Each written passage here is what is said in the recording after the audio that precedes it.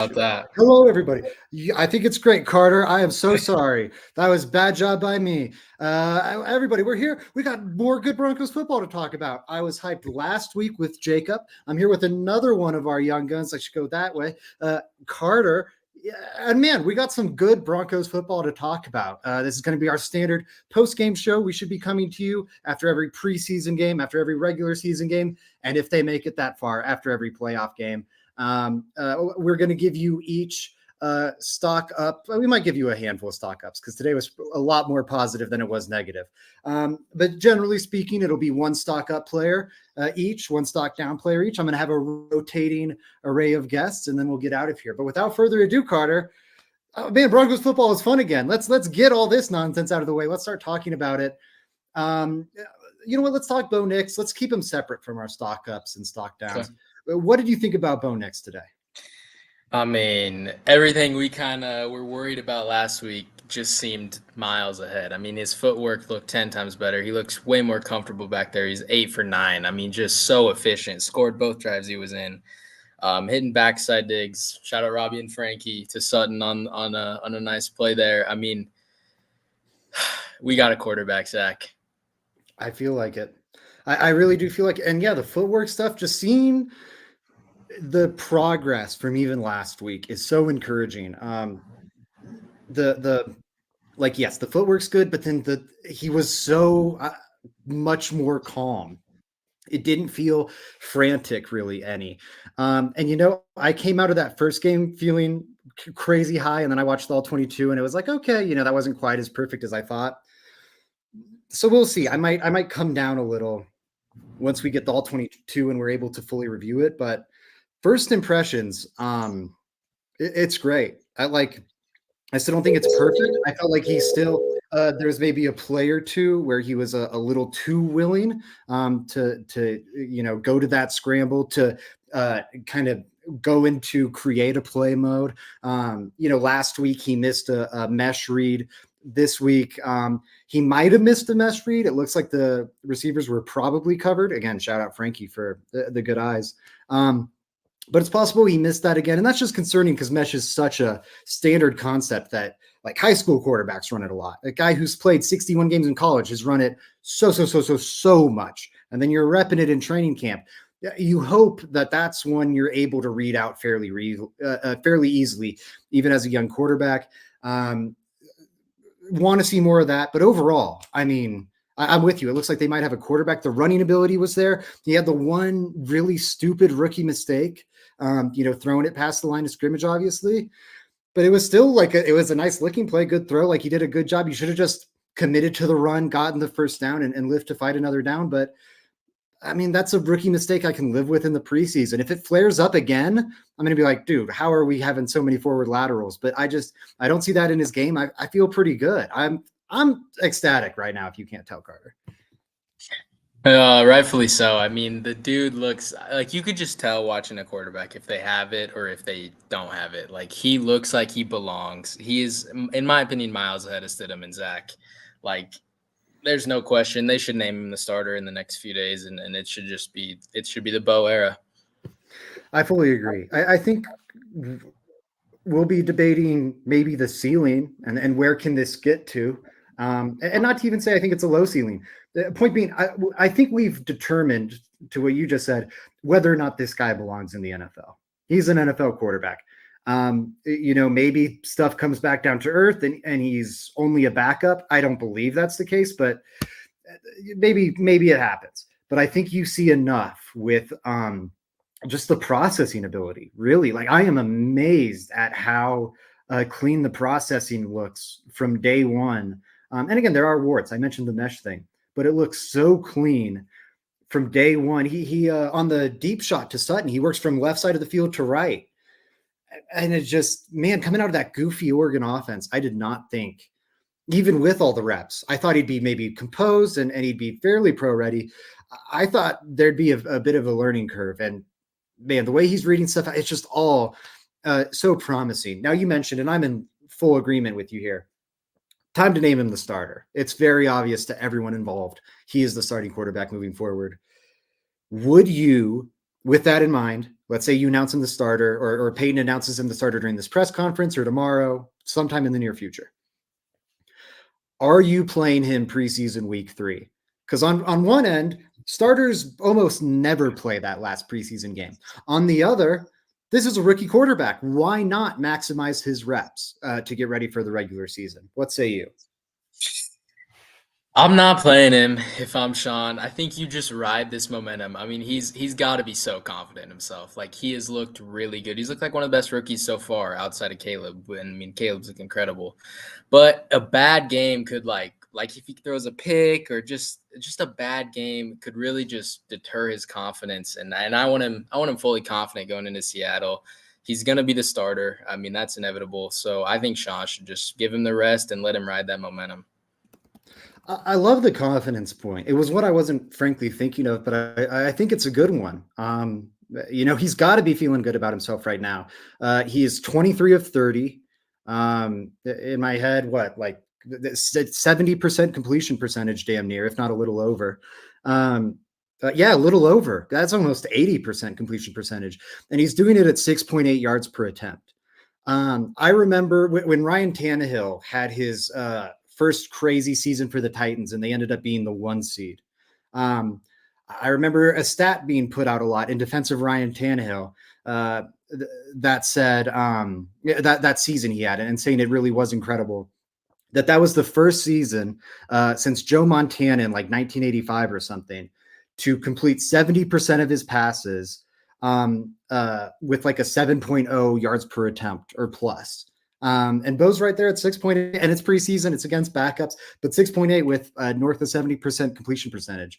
I think maybe you want a little more verticality in the offense eventually, but good Lord, like it's wildly efficient. And I mean, yes, he's not doing behind the back throws like Mahomes. We can deal with that over the coming years. The Broncos have not had functional quarterback play. Like Teddy Bridgewater, I truly think is the closest they've gotten. And he's a guy that probably is closer to, quarterback 35 than he is to quarterback 15, if we're ranking him in the NFL. I think Bo Nix might come into the league and be a top 20 quarterback, and I am damn thrilled. Carter, is there anything else you want to say about Bo Nix, or do you want to get into your first stock up player? I think I'm getting his stock up. You want me to go first? Yeah, go for it. I think this is an easy one. I mean, Jonah Ellis has come in to the preseason and looked insane. I was not expecting this. Like he was a 3rd-round pick. He's going to be solid, but he's come in and looked like we could let Jonathan Cooper walk, and I would not be afraid at all to throw Jonah Ellis in there. I mean, he's looked surprisingly really good in the run defense part of his game as well. I mean, he came in as one of the best pass rushers in the draft, and I mean, he's shown great run defense as well as that. So he's my stock up. Yes, appreciate you, man. Joey here. Carter is my fave. We love some Carter action. Got some stuff on Mims estimate. I think we're going to be talking about those players later, so I'll grab those comments then. Don't want y'all to think I'm ignoring you. Yeah, we're all in on Knicks. Max says it was a good day, or saying good day to us and saying Knicks looked good for sure. 140.7 QBR for Knicks, or passer rating rather. Super impressive. Let's go, guys. I'm here on Vancouver Island and a Broncos fan. My wife got me a new hooded Broncos t-shirt and I love it. Let's go. Hey, Tim, good time to be alive, man. Glad you're enjoying the new Broncos gear, and it's easy time to enjoy it with the Broncos looking like this. Wow. I am so thrilled.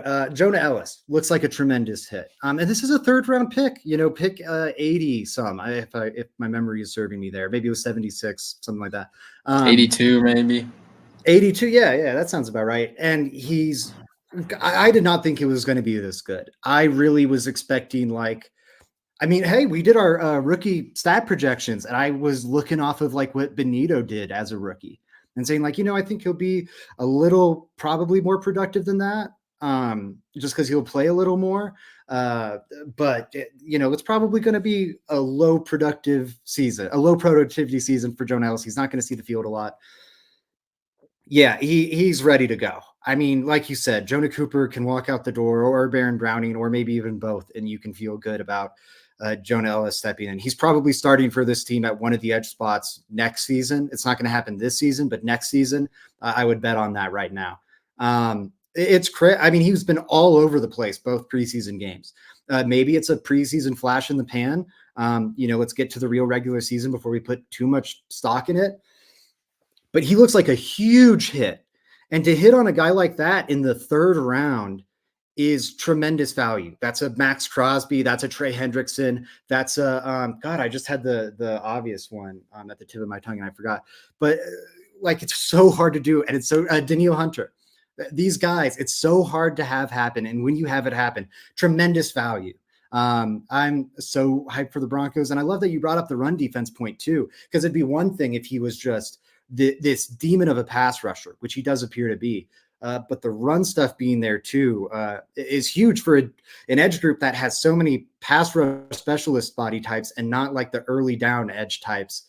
Man, I don't want to be overly effusive, but I'm so hyped about it. Sorry, Carter. Go, Carter.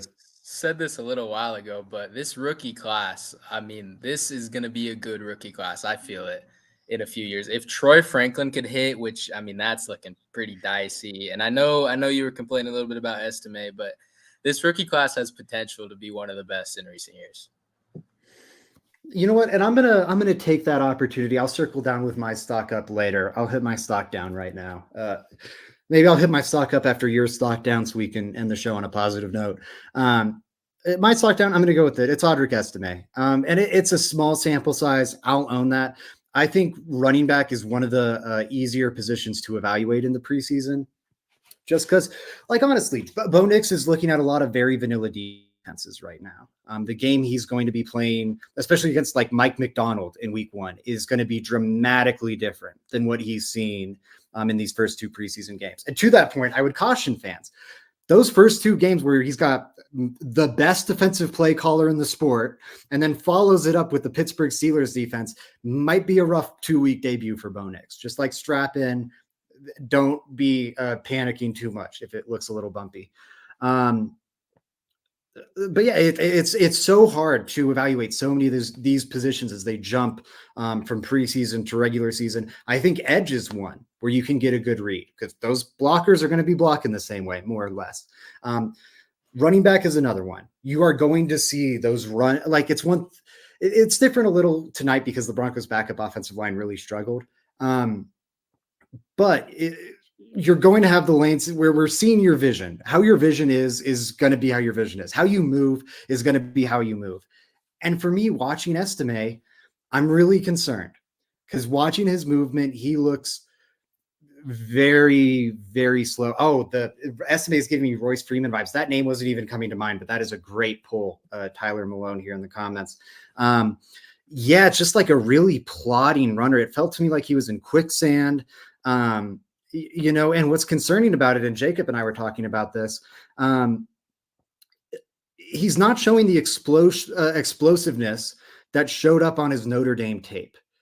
People will cite the 4.740, and yes, he ran a slow 40-yard dash, but that wasn't really a surprise. People knew he wasn't a long speed runner in college. He always had this explosive ability off the line to get to the line of scrimmage. And I mean, that's what you do need. And I'm not seeing it. I'm a little worried. He's at 2.6 yards per carry right now for the preseason on 12 carries. Now, granted, 2 of those carries are 1-yard touchdown runs or on, short yardage situations. He can't really gain much yardage, and he gained the yards he needed to gain. Even if you remove those 2 1-yard carries that were successful carries, right? Let's not knock Estime for that. That only bumps his yards per carry to 2.9, which is still real rough. And he's running against the second team or the third team. And it's just, he just looks slow out there. And he's only going to be going against faster athletes in the regular season. And it'd be one thing if it was like Javonte, the hole in his game has been his vision and how he feels the game. And it's okay, maybe that improves with reps.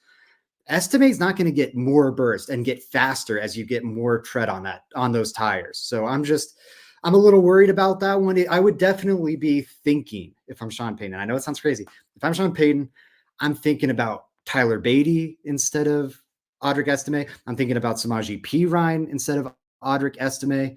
I think they've just looked dramatically better this preseason. Or do you think I'm Chicken Little here, Carter? Be honest with me. Am I being Chicken Little?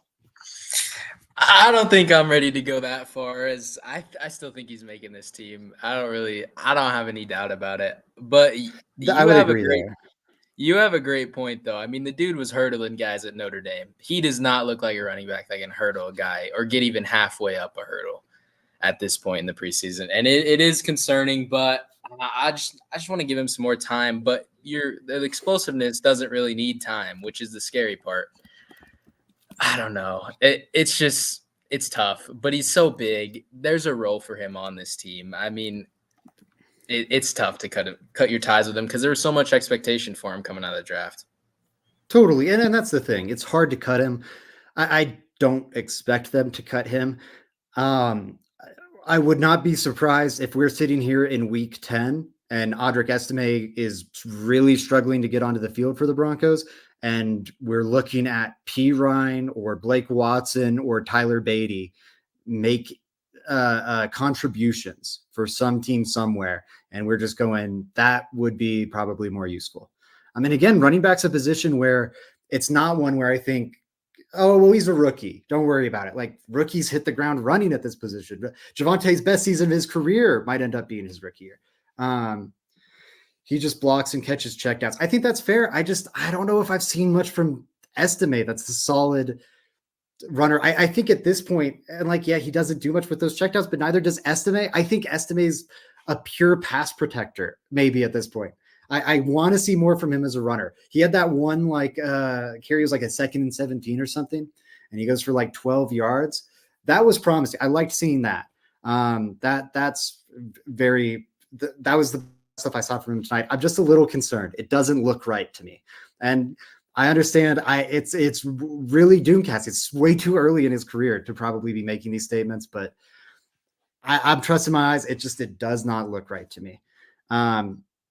Yes, he is averaging more than 2-ish. I realized that the moment I said the 12 yard gain thing. Those were stats I had tallied before he had that one really strong gain. Before then, it was like 2.6. Javonte looked good tonight. I agree. TW not concerned. And again, let's hope I'm just being Chicken Little here. Guy, two preseason quarters into his career. Right. I will own. I might be a little worried, but I was very high on him. If people remember our offseason content, I was like, don't worry. He's going to come in two-headed monster with Javonte Williams. Let's roll. I do not see that vision anymore, personally. Carter, we'll keep it on a downer note a little. What's your stock down? I'm going to cheat a little bit with this one and not go player, but go more overall. But I think it's noteworthy. The backup offensive line looked atrocious. I mean, if we have starters go down this season, it's scary, especially at tackle. And the last thing I want is offensive linemen going down with Bo being back there in his rookie year. So I thought that was a big stock down.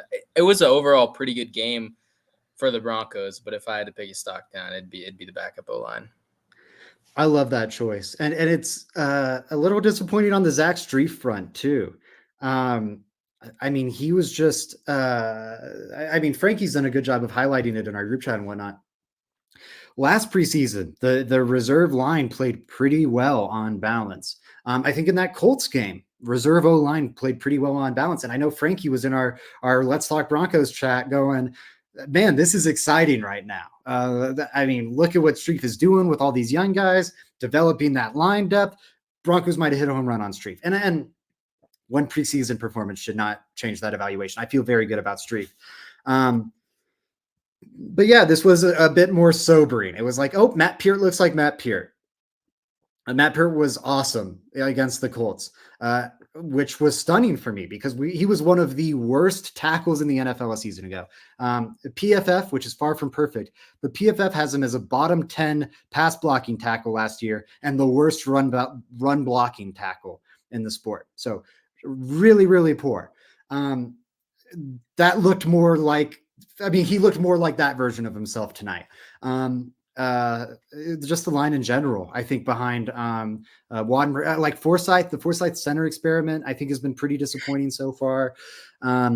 Despite all the hype we heard about it, I don't know what they were seeing with Forsyth that we are not seeing now come the preseason. Yeah, it is concerning. I think you have your one probably reliable depth piece was going to be Luke Wattenberg.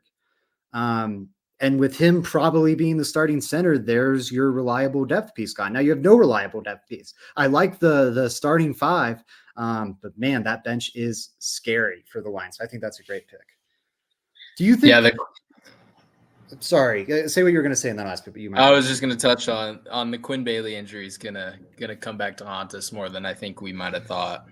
Oh, that's a great point. That's a great point because he would be so huge. Mustafa playing with the twos over Forsyth seemed notable. I fully agree.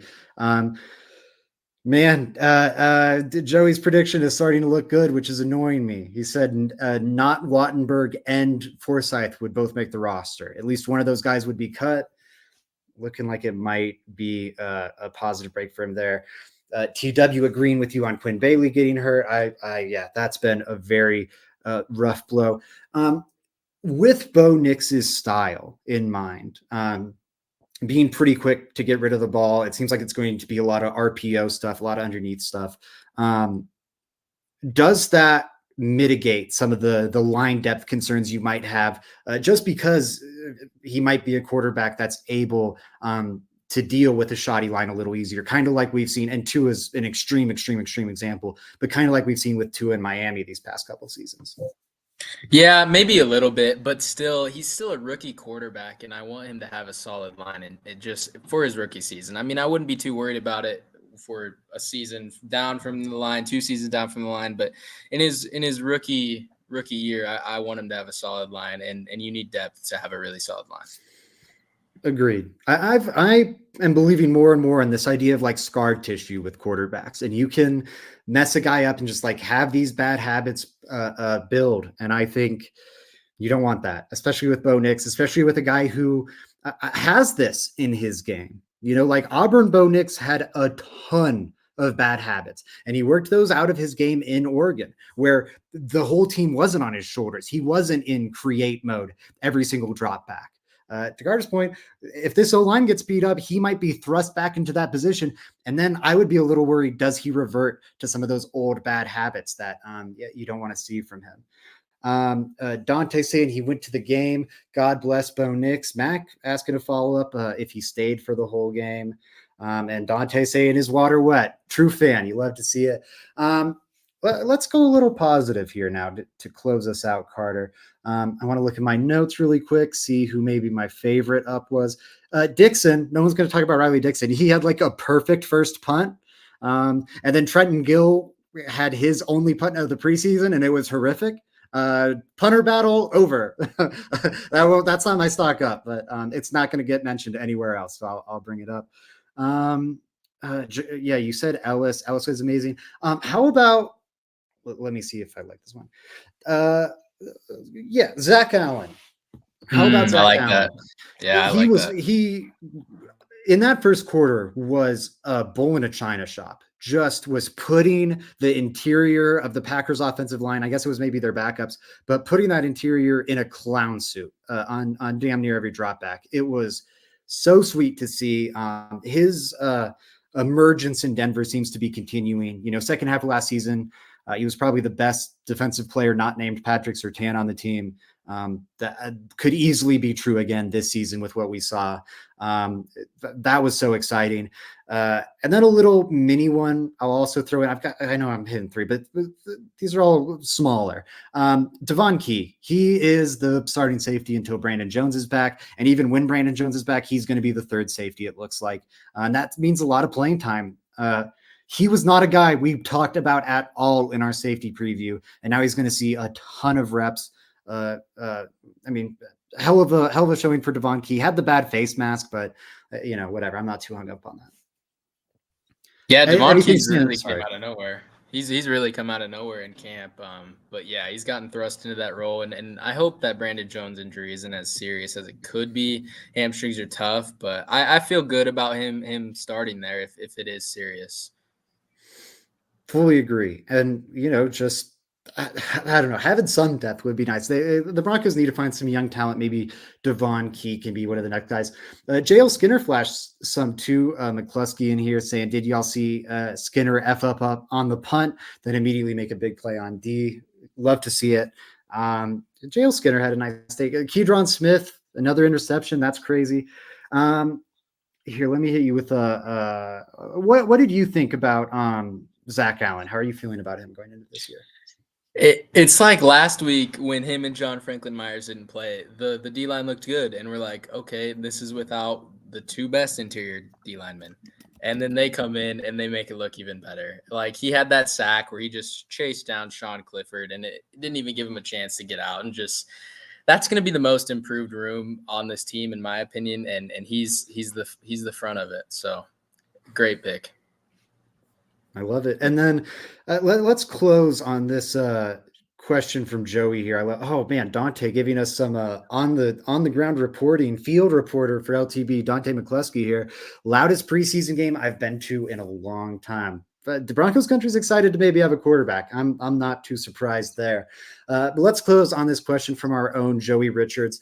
Does Keydron Smith, the guy with 2 interceptions in 2 preseason games now, make the final roster at cornerback? What say you, Carter? I don't think so. I think Devon Key's got the 3rd safety spot locked up, and I think they like Skinner enough that they're not too worried about Keydron Smith. I think he's going to be one of the guys that they really are hopeful they can get on the practice squad. I don't think they'll really have any problems getting him on the practice squad, so I think that's what's going to happen. I'd agree. But now, as Delarrin Turner-Yell, isn't he on the pup list? Yeah, as that situation, as he still hasn't gotten activated yet, I think there is an outside chance. And I said corner. I'm sorry, I was looking at the wrong line. He is safety. PJ Locke's on this roster. Brandon Jones is on this roster. Devon Key's on this roster. JL Skinner probably. But then if you're going to have a 5th, which isn't crazy, it wouldn't be. Now they could easily leave it at 4.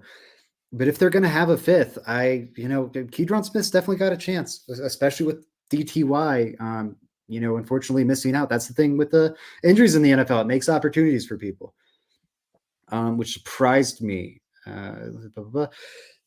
Yeah, Keydron Smith does look a little lighter. For a second, I was like, man, who's the 43 that's not Blake Watson? Because that guy's moving like Blake Watson out there. Like, I know it can't be because it was an interception, but that guy's got some juice. Dante asking about Valet. Yes, he was injured.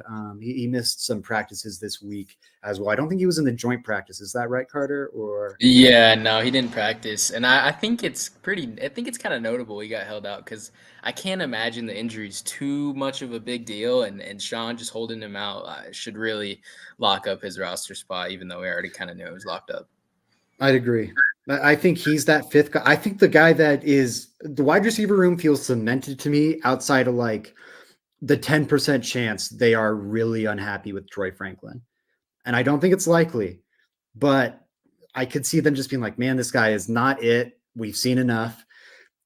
Let's go. We really like these other receivers more. I wouldn't bet on it. Again, like 10% chance, but I think he's probably the 6th guy, but I don't know if he's going to see the field at all this year. I think they have, just from what I've seen in joint practices, normal training camp practices, now preseason, I think this staff unfortunately has very little faith in Franklin. Valet, on the other hand, I think Valet is probably the better of the 2 receivers the Broncos drafted this time around. Carter, any final thoughts from you? And then tell the people where they can find you, support your amazing work. Let's let the people know what's up. It's a good time to be a Broncos fan. That's all I got. But you can follow me on Twitter at CarterDillon14. Talk about Buffs and Broncos on there. So, yeah, follow me there. Absolutely do that. And I will say something. I don't know when we're officially announcing what we're working on here with Carter, but we've got some exciting things in the work here with Carter. Moves are happening. Stay tuned. keep an eye out, and it's going to be exciting. If you love Carter, more Carter coming. Get ready for it. Until next time, everybody, let's go Broncos. Check out the website. Great article from Carter. I'll have a stock up, stock down up tomorrow or Tuesday, depending on my time availability. But yeah, until next time, everybody, go Broncos.